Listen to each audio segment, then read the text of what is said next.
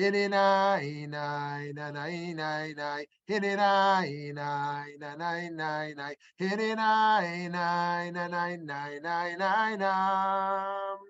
Hi ya ya ya ya ya ya. Hirinai nai na na nai nai nai no. Hirinai nai na nai nai oh.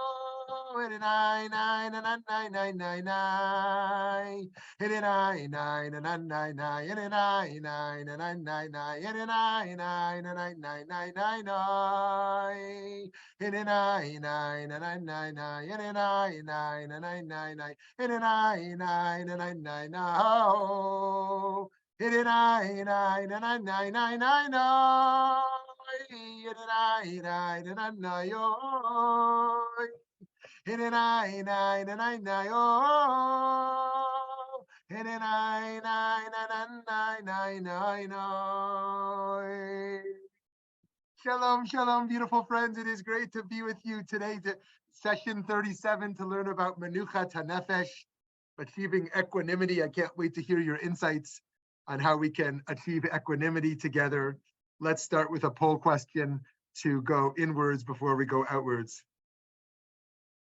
Okay, inside of me, I generally feel a deep inner calm.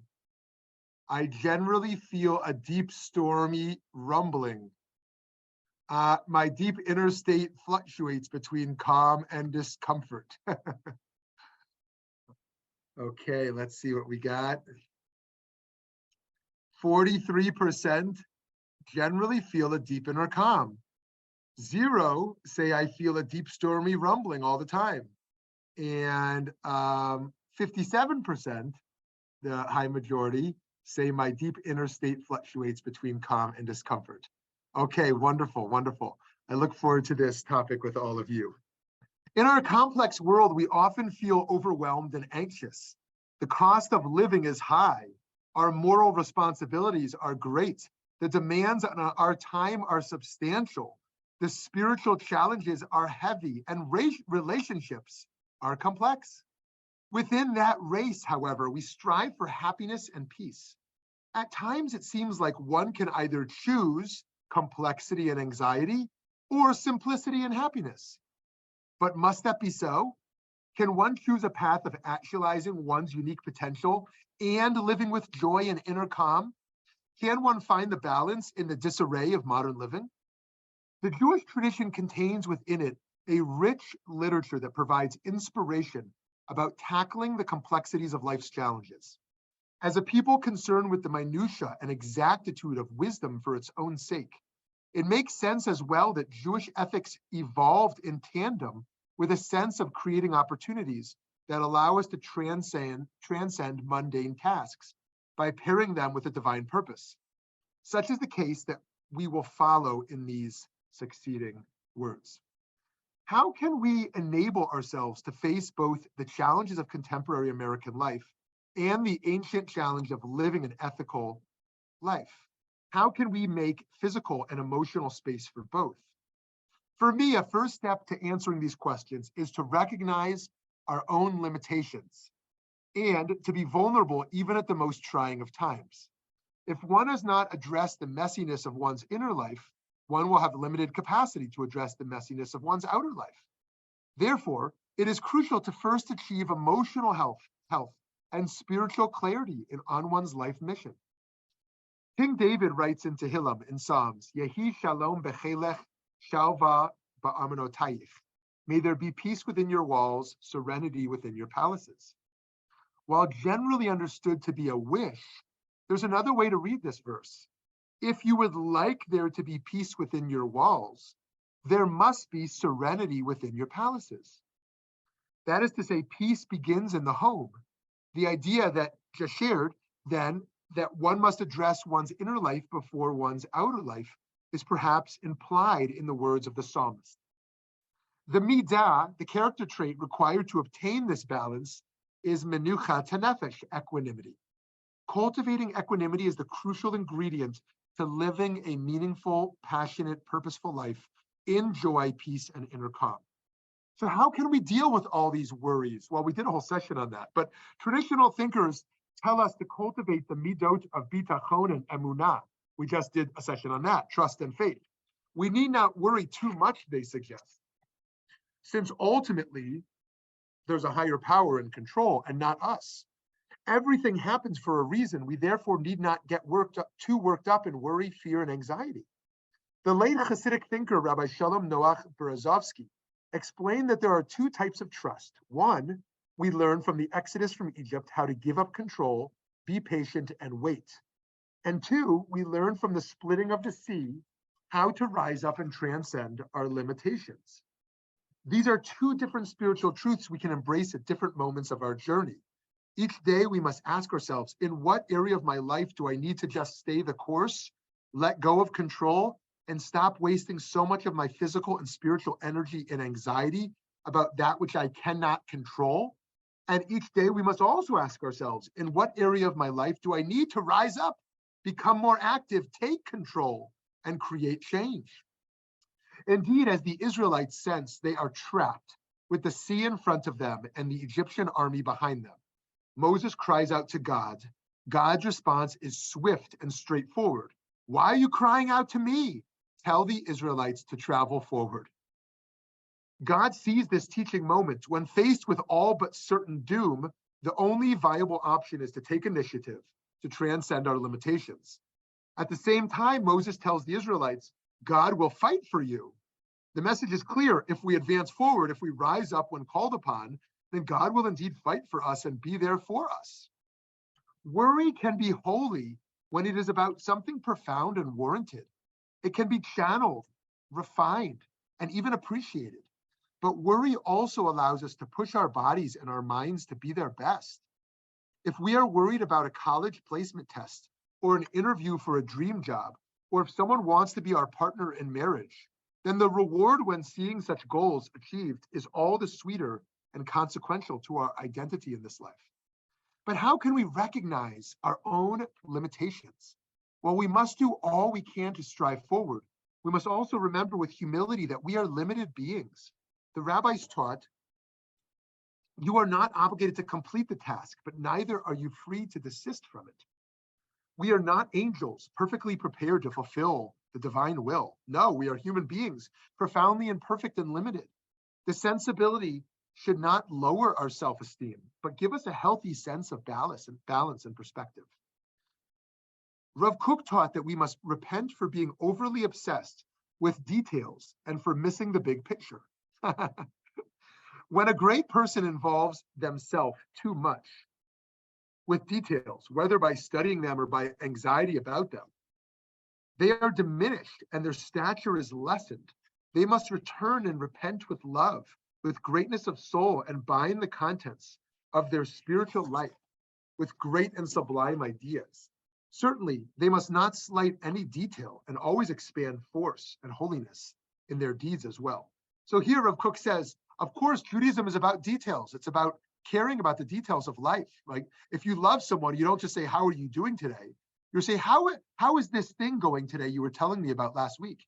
You don't just call and say, how's your health? You say, how is your kidney function? Because I know you've had a challenge there.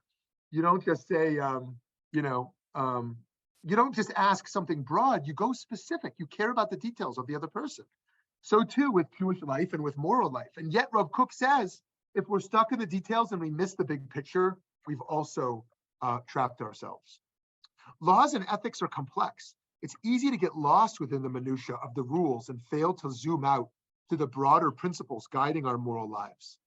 To be clear, Rav Kook deeply valued these details. Furthermore, there's too many today who are clearly not concerned enough about facts and about the process of truthful inquiry. However, Rav Kook was aware that one often easily begins to worship details in a way that is paralyzing for one's broader spiritual vision and for actualizing our most cherished values in the world. Sometimes we have to act without knowing all the details. The rabbis teach 3 things sap a person's strength: anxiety, travel, and sin.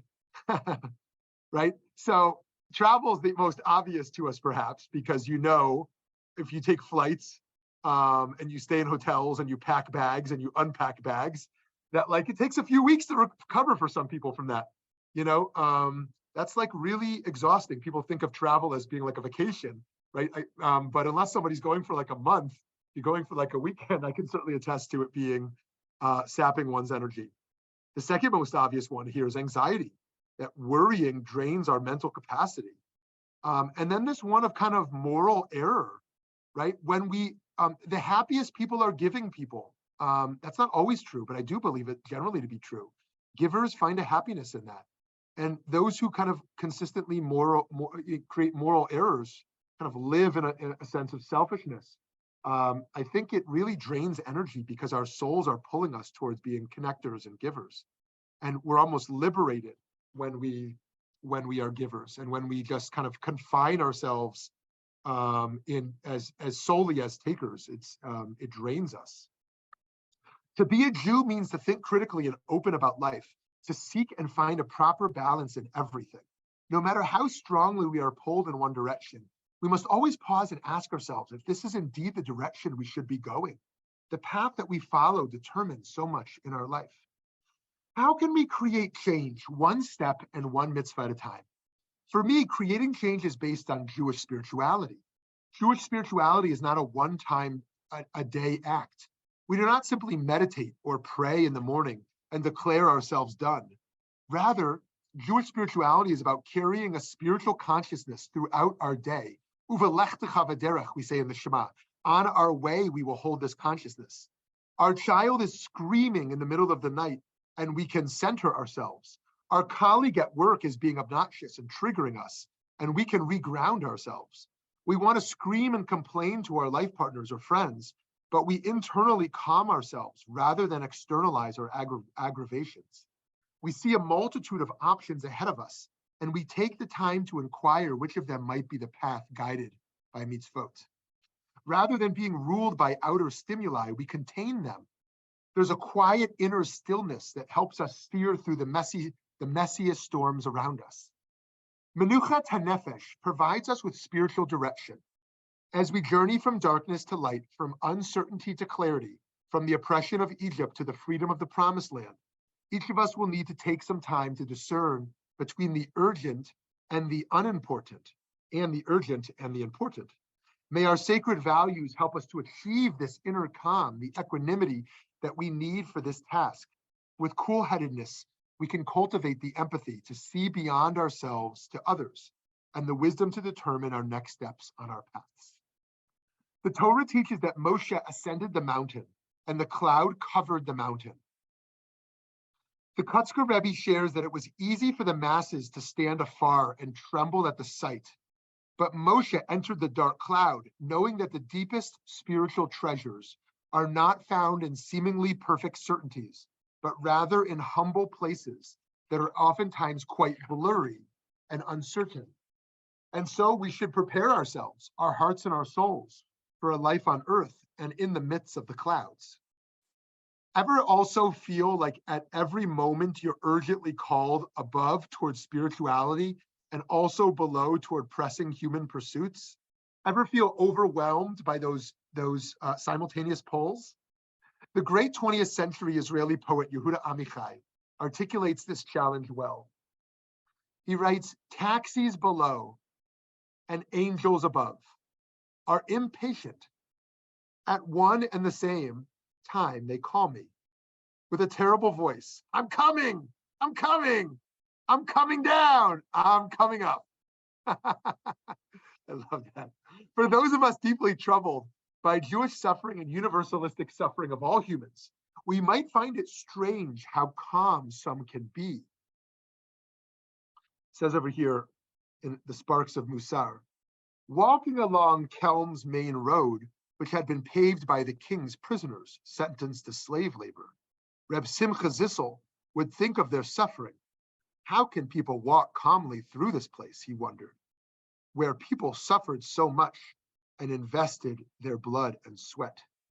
I think of my colleague here, Eddie Chavez Calderon, who was recently on a work conference in Georgia, reflecting both on some of the tragic history for Black people in Georgia and reflecting on the beauty of the flowers around, right? And how do we hold those beautiful flowers around us while also kind of knowing the history of where we walk, right? Maybe you experience that in Georgia.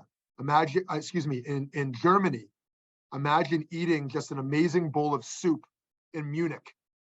You know, you're enjoying good company, you're enjoying a warm bowl of soup, and you're aware that you're in Munich, Germany, right? And that's just one example, but there's so many examples like that where we're sitting in a spot of beauty, but also a place stained with blood. On the other hand, working toward Menuchat HaNefesh doesn't mean letting go of our concern for justice and our protest against oppression. Reverend Dr. William J. Barber II is one of the many amazing people I've had the privilege to march with when he was here just about a year or two ago. He's a fierce advocate for racial and economic justice. Watching him up close, I could see his humble and bold leadership in action. In an act of civil disobedience here in Phoenix, we collaborated on outside of a senator's office, not naming the senator, but perhaps you can guess. I saw how painfully slow moving he was with his cane, and yet how much moral conviction and faith was carried in each step of conscience as he moved so slowly with sweat across his brow. He marches with Menuchat HaNefesh. We learn from the Midrash that Moshe approached Pharaoh with a great sense of conviction and calm. How could anyone representing slaves approach the most powerful person on the planet with such calmness? Perhaps he knew that God was with him. Perhaps he knew that no man could hurt him. The night before Dr. Martin Luther King Jr. was shot and killed, he said, "I am happy tonight. I am not worried about anything. I am not fearing any man." We've all heard the speech, but it's worth going back to. I was just there in Memphis where he was shot about just, 2 or 3 months ago. Literally at the spot he was shot, just a block from the church where he gave this speech. And it's just a remarkable moment of potentially a prophetic moment of knowing what was coming the next day. Indeed, there's a liberation in coming to only fear God, so to speak, as we talked about in a different session of Yirah, but not fearing any person. One walks with Menuchat HaNefesh. The Torah instructs us, "You shall not fear or be intimidated by any man, for judgment is God's." Rabbi Joseph Telushkin, who is a good friend to VBM, been here many times, explains in his Code of Jewish Ethics, based on this verse, the Talmud rules that prior to hearing a case, a judge may tell the litigants who seek him out, "I don't want to take your case." A judge is also permitted to do so if he knows that one of the litigants is a harsh person whom the judge fears will harass him if he rules against him. However, once a judge has heard litigants present their arguments and has reached a conclusion as to who is the guilty party, he cannot withdraw and say, "I don't want to get involved in your dispute," for to do so would violate the command of the Torah that you shall not fear any man. So what an interesting practical application of this principle that we shouldn't fear someone. I mean, imagine if you're on the January 6th committee, knowing people are going to come after you. Imagine if you're Nancy Pelosi. Do you stay in office after someone goes in your house and beats your husband, right? At what point do you say, "I need to step out of this kind of public leadership," or lower the temperature? At what point do you say, "I can't fear people in leadership"? Okay, to conclude here, friends, to live by Jewish values means to do what's right over what's popular. It means putting oneself at risk by breaking from social conformity and a desire for social acceptance, instead living by an elevated spiritual consciousness rooted in connection and empathy. To do so requires one to find the right balance of giving of oneself while living with equanimity.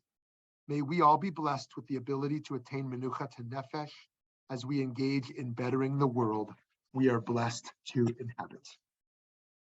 Okay, dear friends, would love to hear from you. Hi, Steve. Don't hear you yet, Steve. There we go. Yay, we got you. Yeah.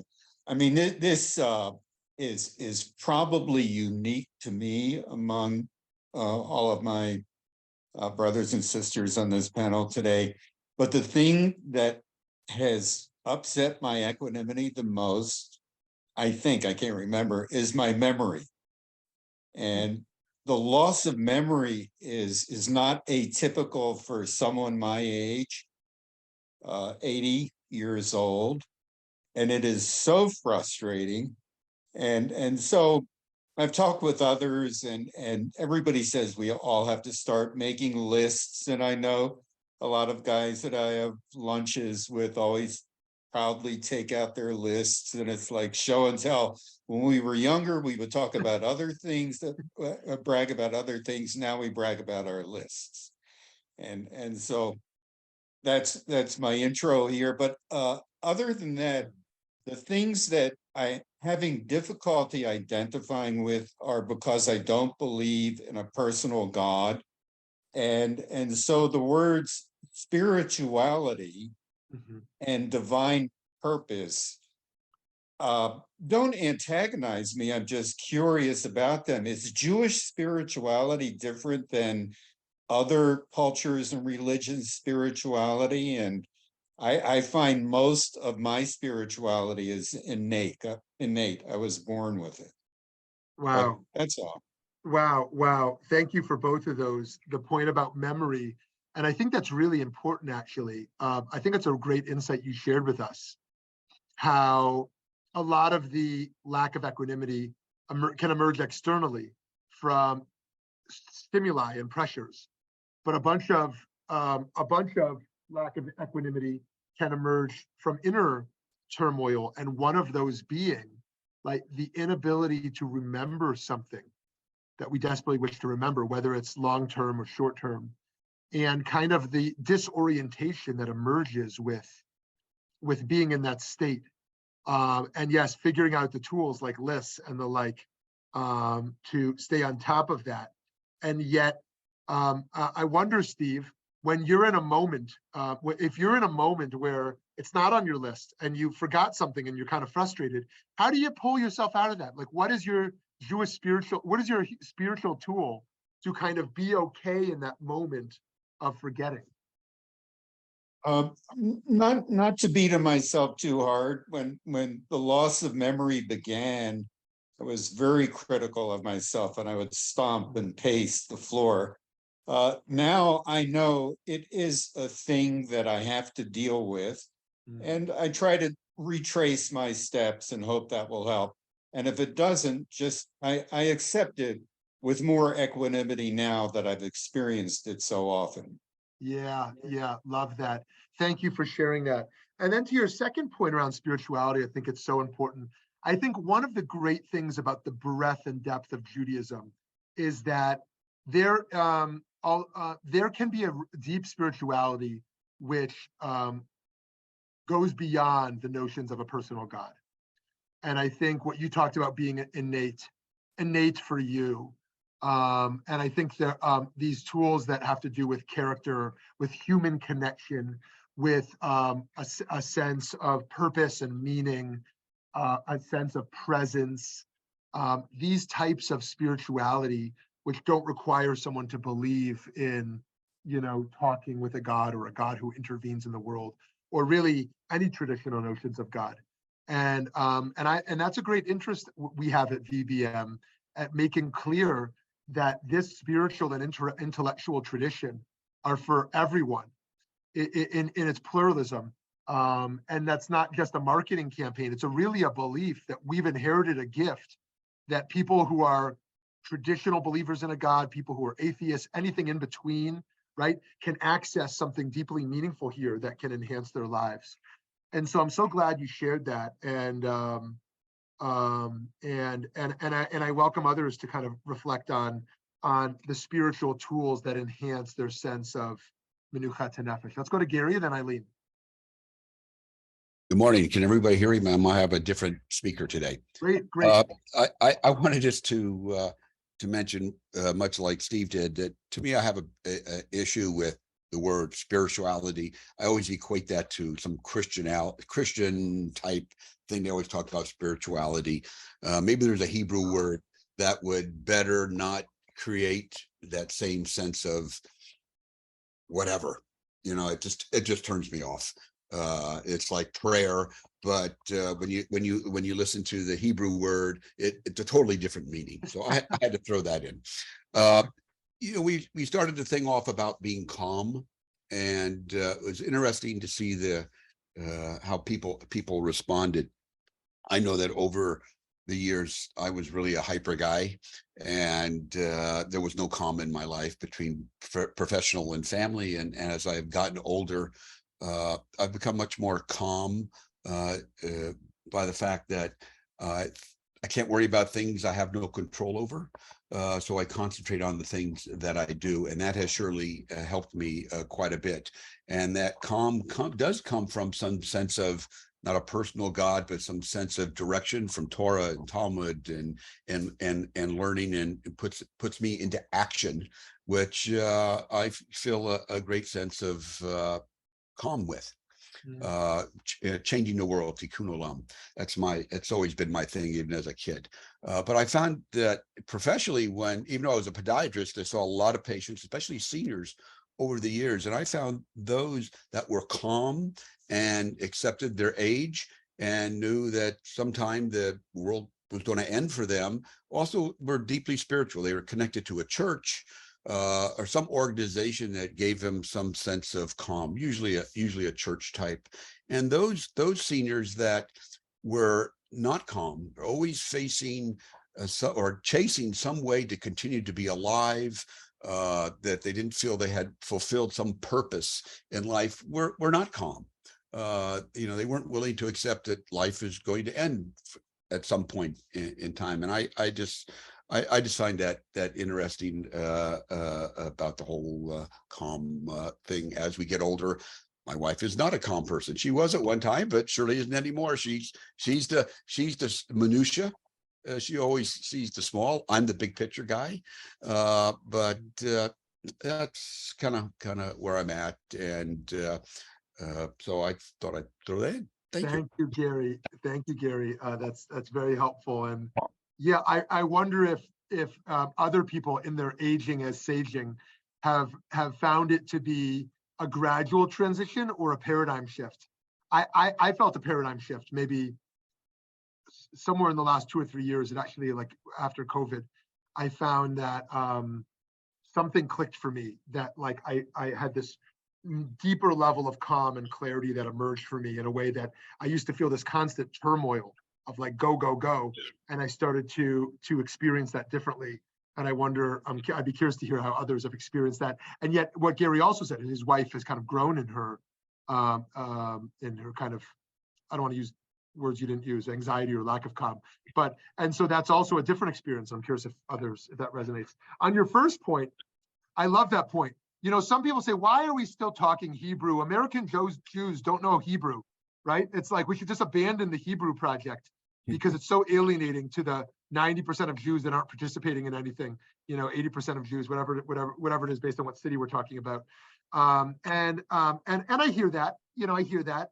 And I hear that, like, I actually think a whole bunch of terms are just so much more engaging when they're in Hebrew, like you said, right? Like, who wants to talk about God anymore? Like, God is dead, as Nietzsche said.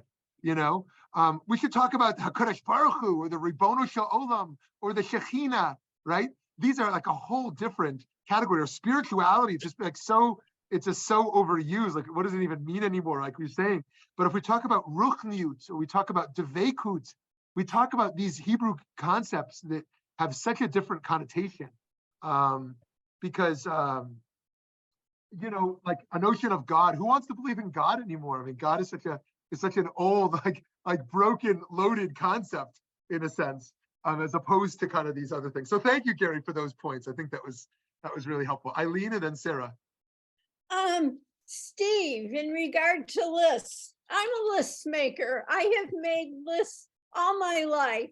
So I find making lists to be normal and helpful. And if I forget to put something on my list, I will eventually remember, and then I write it at the bottom of the list. I carry my lists with me. And usually when I go out to do errands, I get to cross them off, which to me is fun. Okay. Second thing, being calm, I'm going to tell you a story. I fell and hit my head at McDonald's and had to be taken to the emergency room. And I was there when the doctor came in to stitch me up. And I didn't have any medication or anything. And we were just talking. And so the doctor says to me, "Are you always this calm?" And I said, "Yes." I said, "I have a choice. I can be calm or I can be a nervous wreck. Which do you prefer?" So that's kind of my background on calmness. Maybe people are born with it, or maybe they grow into it. But now at my advanced senior years, I find I'm even calmer. And I find that things that might have bothered me when I was younger, no big deal. I missed a TV program. So what? It was a waste of time anyways. I couldn't go to something. So what? Along with that, I think part of it is problem solving.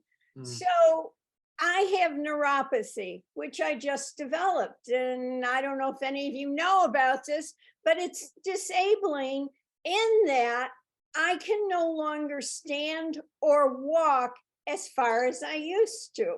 Well, I'm going on a trip to Poland at the end of March. And I talked to my girlfriend and I said, you know, I think I'm going to get a walker, because I think a walker with a seat will enable me to do the tours and still have a place to put my bottom down so that my feet don't bother. Yeah, Gary, right? So I've got this spanking new red walker, which I tried out the other day, and it's actually kind of fun. So my goal is really not to stop traveling, but to figure out ways in which I can still travel and enjoy myself. And I'm thinking I may wrap the walker with lights that'll go on and off, that'll blink, you know, make it kind of blingy. Very nice. That will be the coolest walker in town for sure. I think so. We look forward to seeing your bling bling walker in the office. Thank you for sharing all that. Yes, and yeah, and owning this calm is not only a gift to ourselves, in that we can remove ourselves from just the world of constant pressures and dissatisfactions, but also to those around us. The kindness of others, of being present in a calm state. Oh my gosh, and it's so hard. It's so hard. It's so hard to do, but when people who need us to be listeners for them, people who need us to be present for them. And if you're someone who runs from room to room, right? Maybe it's patient to patient, or client to client, or student to student, or grandchild to grandchild. If you run from space to space, sometimes you have to release the energy of that first space to be present in this next space. And that's, of course, an art. Hi, Sarah. Hello. I'm enjoying this, in that first I was enjoying both Eileen and Steve kind of reflecting on self-compassion and the importance of self-compassion in this process, particularly as we age. And I feel like I'm doing an Alea thing. So I just wanted to read something from Rabbi Cowan's Wise Aging book about equanimity. And she says, strengthening our capacity for equanimity is enormously important for this stage of life. As we get older and feel less in control of the events taking place in our lives and feel more anxious about the future, having equanimity enables us to be responsive rather than reactive to what is going on in this moment. It enables us to accept what is true and then choose our response to it. Equanimity allows us the strength and resilience to live with this condition. And I know that my own experience of equanimity came when I started meditating 20 years ago and was told to be equanimous. And I was like, what the hell is that? And that it took a lot of meditation before I found that space. And like you, Rabbi, it's in these last couple of years with COVID, with everything around me, creating this enormous cocoon of quiet, incredible quiet, that I've found this deeper spiritual quiet in myself without having to sit on my cushion and meditate. And what I loved in a group I'm doing on Midot was someone who shared PAUSE, P-A-U-S-E, as an acronym for postpone action until serenity emerges. And I just thought that was exquisite. So I thought I would share it. Thanks. Wow. Wow. Thank you so much for that. Yeah, I love that bit you read to us about being responsive rather than reactive and thinking about our triggers. And then this last piece about serenity, waiting to act until we've achieved that. And geez, I mean, how many bad moves have we made when we're in that turmoil state that we could just delay? We could just delay a little bit. And so, yeah, thank you, Sarah. Thank you so much for all that. Hi, Lauren. Hi. Sarah, thank you, because that answers one of my questions, the pause. Equanimity is my hardest. I know I always say that these are really hard, but equanimity is my hardest. Beneath this mild-mannered Canadian is somebody that gets easily triggered, and I blow up and then I regret it, and then I do that for myself. And I've tried the breathing and everything, but when somebody is just saying something incredibly nasty or stupid, I find it really hard. Any suggestions other than pause? It's a tough one. Yeah. Well, I would open it up to the group. If you are a person who really feels the world intensely, and at moments where you feel offended or feel someone is being abrasive or obnoxious, how do we be less reactive to that? Anyone want to weigh in on Lauren's great question? Yeah, Eileen, you want to go first? I just wrote in the chat, don't take it personally. There are Mm. always going to be idiots and stupids in this world. They have nothing to do with you. You didn't cause their problem. So just let it go. Some of the other things that personally may involve you, take a step back. And before you open your mouth, pause. Or just think of, if I say something, is it going to be helpful or harmful? That kind of solves most problems. Reflecting personally on one thing here, I don't know if anyone else had this experience, but in the beginning of the Trump administration, everything this man said, everything this man did, it literally drove me wild. I was in that camp of people who like the world is ending. Like every moment was like, oh my gosh, like it's all destroyed. Everything is going to, and then something shifted at some point where I just stopped caring. It lost its power over me. And even the people who were kind of his closest followers, and spewing forms of hate, like they didn't bother me in the same way as well. Like I used to view them as like the rising population of America. And I was just like, and I wonder if anyone else had that. And I don't know how much of it was a reduction of threat or my own kind of shifting of a perspective. But I think of that as just one example in my life recently where like I noticed a drastic shift where like I can have coffee with like a strong Trump supporter now and talk to them and like not be bothered by it. I'm just like, I can kind of see them and what they think for what it is. And where I simply couldn't have done that like in the first 2 years of the presidency. So I don't know if others want to kind of weigh in on that, but Ethan, I see your hand up over there.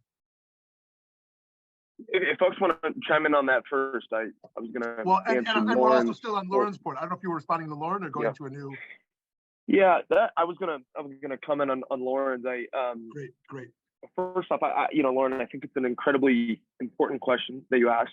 I posted in the chat a little bit earlier one of my favorite verses from the Torah that I carry with me in my wallet. It's on my car. I think about it a lot. It says, "Do not be afraid, do not be discouraged, for your Lord, your God will be with you wherever you go." In the book of Joshua, and it tells to me not necessarily that there's some guy in the sky who's walking around with me everywhere that I go, but instead that my Jewish teaching teaches me that there's literally a piece of God inside of everyone and everything that's around me. And so therefore, everywhere that I do go, God is around me. But I also want to comment that I heard the other day that when life gets tough and things get hard, oftentimes it's not going to be a quote or a podcast that you listen to or a book that you're reading that comes to save the day. It's habits that you build day after day after day, which reinforce actions that are going to ultimately decide how you react when things get hard. And so, Lauren, to your point, for me, what I think about is, like, honestly, when we are frustrated in those situations, are we thinking to ourselves about what a terrible person they are and what a horrible response they gave to us? Or are we considering for ourselves what's going on in their personal life to drive them to this type of comment back to me? Are we constantly creating the habit of, writing every morning 3 things that we're grateful for? Little things like that can't just be a one-time thing, but like every single day we have to task ourselves with taking those actions so that when the trumper shows up on our feed and when someone's screaming in our face, that we have conditioned ourselves in a way that resorts ourselves back to those actions that we practice, and that it's not necessarily a new situation for us. So that's how I would respond to Lauren. I think it's an incredibly important question. Thank you so much, Ethan, for sharing that. One of the tools that emerges in the Midrash here is the rabbis ask, when Yosef was being tempted by the daughter of Potiphar, Bat Potiphar, how did he resist that? This is the most powerful woman, or one of them, who's kind of tempting him. And they said that he, in that moment, brought up an image of his father, Yaakov. And that image of his father enabled him to kind of stay grounded in who he is. And I wondered for each of us, if we have an image of a person, a mother, a father, a grandparent, a teacher, who, in a moment where we get thrown off our balance, bringing up an image of them can help us. And I have a teacher who I sometimes say, when I'm in a tension of do I just do what most people would do, or do I try to go the high ground? I think of his face, and I'm like, oh, this is a person who sought the high ground. Don't just do what most people think is okay to do. And I think of his face, and how it helps me to kind of sail a little higher. Another thing we might do is thinking of a person as a baby, in their baby state. Right. When we see them, or in a way which I don't mean violently at all, God forbid, seeing them as dead, right? That everybody dies and as ultimately powerless. And I think, seeing kind of the impotence of each person can in some ways remove their power over us in some sense. Hi, Cheryl. Hi. This was really good. Thank you very much. I want to thank Sarah, because I go directly from this class to my Wise Aging class, where we use Rabbi Cowan's book.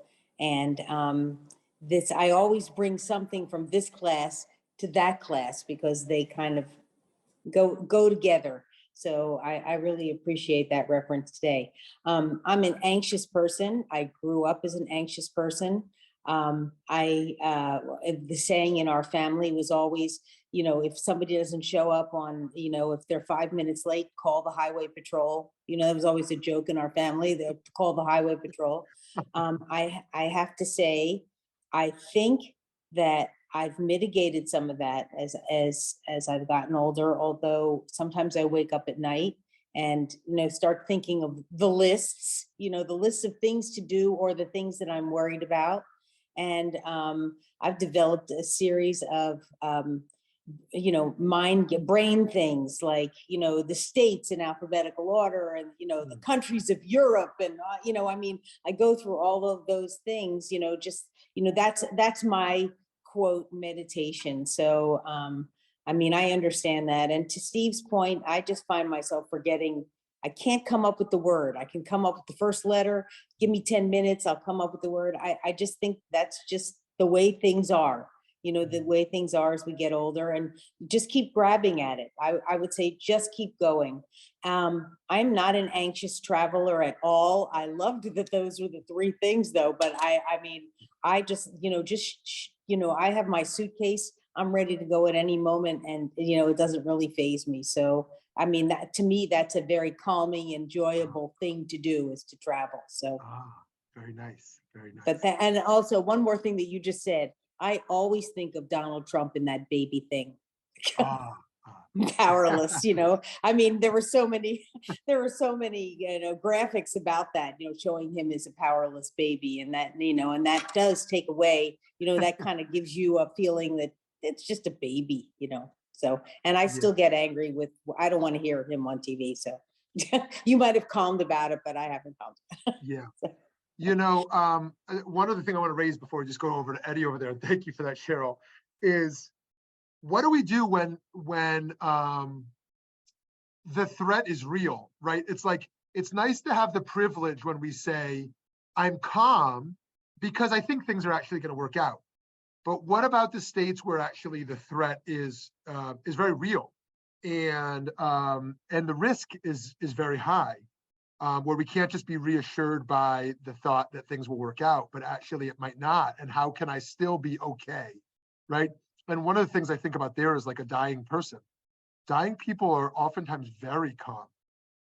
If they're dying at the right time, when is there really a right time? But it's not just a sudden traumatic death, but there's kind of a process of this, right? They're oftentimes very calm in this state, with many exceptions, of course. But what does it look like if the threat really is real? There's a violent situation, right? There's a moment where, again, Moshe is going to Paro. Paro can just whack him down. So what do we do in that state? Yeah, okay. Anyways, you don't have to answer that now, but over to you, Eddie. Thank you, Rabbi. I'm really pondering with that question that you leave. I think that's why I the majority of my life I've taken martial arts classes to know how to control my anger when I'm at the highest, and know that I can defend myself when I'm at the most vulnerable. And that brings me a peace. I think throughout my activism, I've also experienced a lot of hate, and it's definitely escalated as I continued my Jewish journey. I had a nuance of hate, which is anti-Semitism, that I've never experienced in my life until my Jewish journey. But that was on to answer your question right now. But on my original point, after years of therapy, something that I really has stuck with me has been the notion that it's not about you, and that has really brought me a lot of tranquility inside. Noticing that, like, anytime I feel tension or something coming up, knowing that it's not a direct attack on me, whether that's a political thing, whether that's in the news, whether that's coworker struggles, relationship struggles, family struggles, like knowing to take yourself, decenter yourself off of an argument has just been so liberating and peaceful, to know that it's not a direct attack on you, but rather the issue. Especially like how I look upon relationships, like with my partner, like that we're a team. So it's never me against them, it's us against the issue that's affecting us. And that has really brought in a lot of tranquility. And if sometimes thinking about that when you're at the point of frustration, anger, and you want to lash out, has really been helpful. Beautiful, beautiful. Love that. I love that reminder, similar to something Ethan had shared, about just how we partner with people, and also how we think about what's going on in their world and how it's not about us. You know, another tool that some people talk about are these homecomings, these spiritual homecomings, these worlds we can go to within us, right? These happy places, these calm places. And that takes exercise, just like we have to build our strength physically in exercise. We have to exercise our spiritual memory to be able to go to these places. Imagine it for yourself. For some people, like being in a physical paralysis, like post-surgery, would be like so terrifying. You can't walk, you can't talk, you're just like trapped in your body on a bed, right? Now, probably for almost everyone, that's terrifying actually, but to different degrees. Because we might ask ourselves, in a state where I can't move or communicate, like, is there a spiritual homecoming I can go to? Is there a place I can still be? And how can we kind of strengthen that muscle of going to that place more quickly, right? In the beginning, it might take in a conflict or turmoil 5 minutes to get there.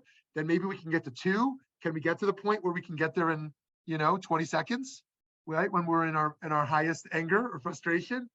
Not easy, not easy. Okay, yeah, great insights here. Anyone else want to weigh in here? I think we've heard from everyone already, so it's great to hear from others. Oh, hi, Sarah. Well, I think I'm going back to what Ethan said is, it's about practicing, and particularly practicing at a time of calm in your life and making this habit. I know that when I've done hypnosis with people, I keep telling them, here, I'm giving you this. You're the one who has to practice it. I can't do that for you. I cannot practice for you. I can be here. I can take you back to this wonderful, calm place, but you can do it yourself. If you can use these particular idiomatic tools and brilliantly take yourself there, but you have to do it. And when we haven't practiced, I was thinking at the beginning of this thing, well, there are 2 things. One is, I loved the Nigun at the beginning, and I realized what a tremendous sense of calm just washed through me. It took me to, forgive me, Steve and Gary, to a very spiritual place. My spirituality just exploded in that moment. It was exquisite. And it's because it's the same thing that happens to me when I hear Hashkivenu. I'm enveloped by a sense of incredible calm, and I'm being held in a place of love and care, and I'm okay. And it's my own serenity, which is brilliant. I had trouble with the 3 things that sap a person's strength because it didn't address one that I'm seeing with a friend of mine who is incredibly capable and brilliant and calm, but she's just lost her spouse of 25 years. And she's like someone who's come off a boat.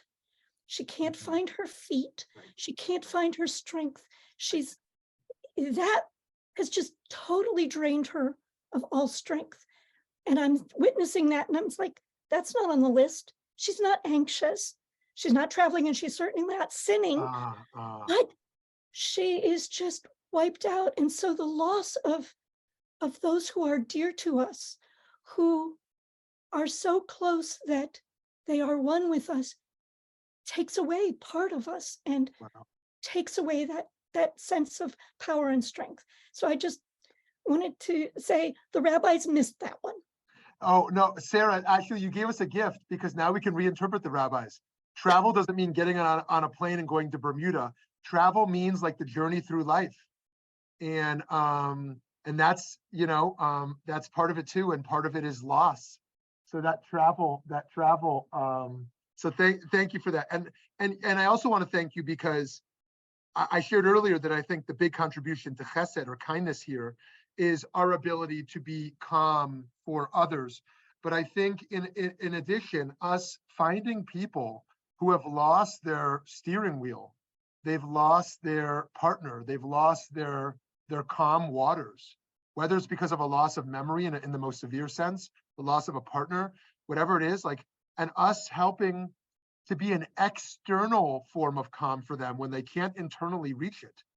Wow, what a gift that is. When I think back in my life, times where I was like, just like beyond an anxiety, like exploding, like with confusion, and people who were able to just externally play that role. What a gift.